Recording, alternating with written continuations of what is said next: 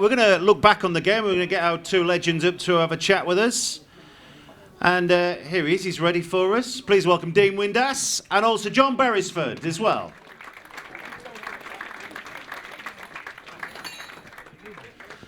Well, it took 97 minutes, but it finally came alive. It was a slow burner. Yeah, I thought first half Newcastle were a better side. Looked so, as you said, they were going to get the first goal. It's been a long evening, obviously. The plus point for us is that we're in the next round. Doesn't really matter how you draw. You know, home and away leg now. Prefer probably away first and then at home second. But you know, it's confidence for us that we've won the game, sort of in a sense. Mick will be delighted with that, and look forward to the game next Monday against Middlesbrough. John, in many respects, I thought Newcastle were creating the better chances, particularly in that first half. Yeah, we looked comfortable. We had a chat, me and Dino, before the game, and he said to me that they will sit back, and I thought I'd be surprised at that, but they did. Left a lot of space for Shelvey. Shelvey dictated the game first half, and I thought, and then Diarmi, which we actually said is there to get us a goal. And you think to yourself, I was as comfortable as I've ever seen us play this season. And then second half, Shelvey started to have too many touches. He slowed the game down a little bit too much. But give Hull the credit. They pushed forward a little bit, made it a bit more difficult. But then what happened was the sending off kills the game. What happens then is, Hull are just going to get people behind the ball and try and frustrate them, rightly so. And then I'm thinking to myself, come on, just one breakthrough, because I think one goal's going to do it. We finally get the goal when Diarmi gets it, and you think it's all been set up. He's come back, which we said he's come back to haunt you. And then, as I said, I made the stupid mistake I actually thought to myself, right, who's left in the competition? Who would I like? And as I'm thinking that, you scored. And it was that's how quickly. And I look back, and it's stupid mistakes. Benitez will go mental with the players. You've just scored. They're down to 10 men. As soon as you've scored, you just make sure you see the game out. Just kill the game for the next 5 minutes, and then that gave them something to. It lifted the fans and it gave them something to hang on to. But your best player came out on top. Your best player by far was your goalkeeper, and just shows you how big a difference he made tonight.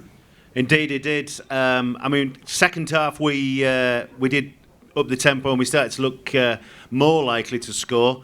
And as John mentions, after the goal from Diarmi, we was on the ball there and really came back quickly. They were a little bit slack and we took advantage. Yeah, I was surprised, when they scored. I said to John, this is it, finished, game over. And as you say, that little bit of we talk ex-footballers now, and you're looking back in your career and you're most vulnerable when you've just scored, because obviously everybody's we've scored, and then all of a sudden their goalkeeper makes a poor save, obviously powers it to Robbie Snodgrass, who taps it in, and then as soon as you scored, I said that's it, penalties. It's the sending off, like John said, killed it, because I didn't think we were going to score in with 11 men, never mind with 10. Yeah. And I just said tongue in cheek there in the lounges. You can't, in modern day football now, you can't go rubbing your head against people and showing intent. If you're going to do it properly. Just like Dino would. Listen, you're going to get a red card anyway, so you might as well clean him out, aren't you? You know what I mean? If you're going to go for it, go for it. I'm sure the disappointing thing for you to finish off with was the poor quality of the penalties. Yeah, it becomes a lottery, but as soon as it missed, it was the body language of the certain players going up. Gale was struggling with cramp at the end. He had a poor night with his finishing. Shelvey will miss us, but then Gouffran's was woeful at the end. I think the keeper's waiting for it to hit him rather than him saving it. The problem from my point of view is I know Newcastle and as a club and the fans, they're desperate to go to the cup final. They're desperate to just win something sometime. And I just said to one of the lads who I know at the club, and I just said to him, we'll never get a better chance than we have to get to the semis. We were playing a team, no disrespect, not playing with a lot of confidence. And as I said, to get to a semi-final, you sometimes need a little bit of luck, but also you've got to take your chances. And tonight we missed a big chance. Yeah. And finally, Jakubovic, great performance from him tonight.